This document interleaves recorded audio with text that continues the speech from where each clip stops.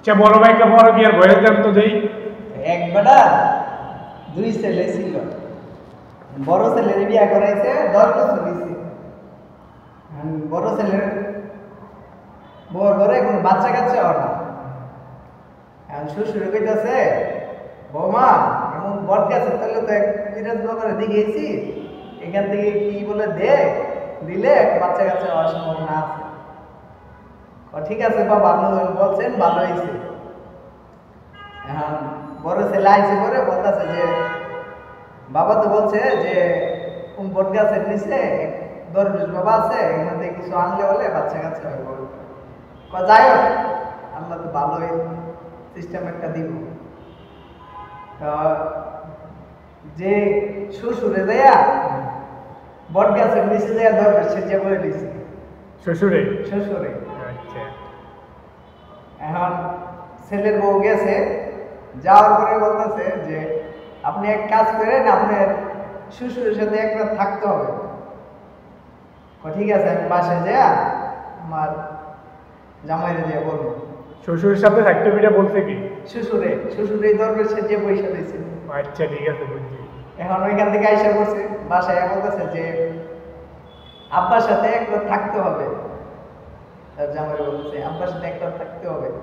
আপনার আব্বা আর আমার আব্বা তো একই আব্বা, তোমার আব্বা আর আমার আব্বা একই আব্বা।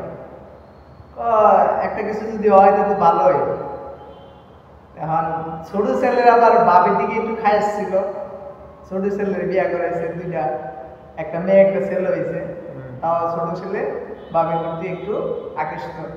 ছোট ছেলে। আচ্ছা। এখন শ্বশুরে কি করছে, বাসায় আইসা পুরানো একটা আগের দিনের চুকি ছিল না, ওই চুকির মাঝে আপনার যন্ত্রটা সান দিতেছে। বুঝছেন? যন্ত্রটা সান দিতেছে, নিচ দিয়া ইন্দুরে কই এটা কি জিনিসটা, এটা ইন্দুরে করছে কি যে যন্ত্রের মধ্যে কামড় দিছে, শ্বশুরে নেই কইরা মরে গেছে। ইন্দুরে? হ্যাঁ ইন্দুরে। ছেলের বউ আসছে, আইসা দেখে এই অবস্থা। তাহলে আমিও কি করবো, আমি একটু মরার বান্দিরা শুয়ে থাকি। ছোট ছেলে আইসে, আইসা দরজা বাইরে খুললে দেখে ওর বাবিও মারা গেছে, ওর বাপও মারা গেছে। এখন ভাবতেছে তো সারা জীবন কিছু করতাম না, বাবিরে একটু কামটা করে এলে। যখন শরীরে হাত দিছে কাপড়ে, তখন ওই বাবি লাভ উঠছে। উঠার পরে বাপ তার উঠে না, তখন ওর বড় ভাইরে ফোন দিছে। বড় ভাইরে ফোন দিয়া বলতেছে যে ভাই এমন ঘটনা, বাবা মারা গেছে। তা বড় ভাই আইলো, আইসা দেখছে এই অবস্থা। তাহলে এক কাজ কর, তুই দুজনে দেখ, আমি কাপড় টাপড় নিয়ে আসি। ছোট ভাইরে বলছে? বাবি রেগে গেছে, যখন ধরছে তখন বাবি তুলতে গেছে। তখন ওর বাইরে বললো যে ভাই চালু করে আসো। আসছে, বাবিরে তো আমি এই কাম করতে গেছিলাম, বাবি উঠে গেছে গায়ে। বাপের এলো দুইজনে একটু ফুটকি মাইরে গেল, যাতে বাপ জীবিত হয়ে থাকে।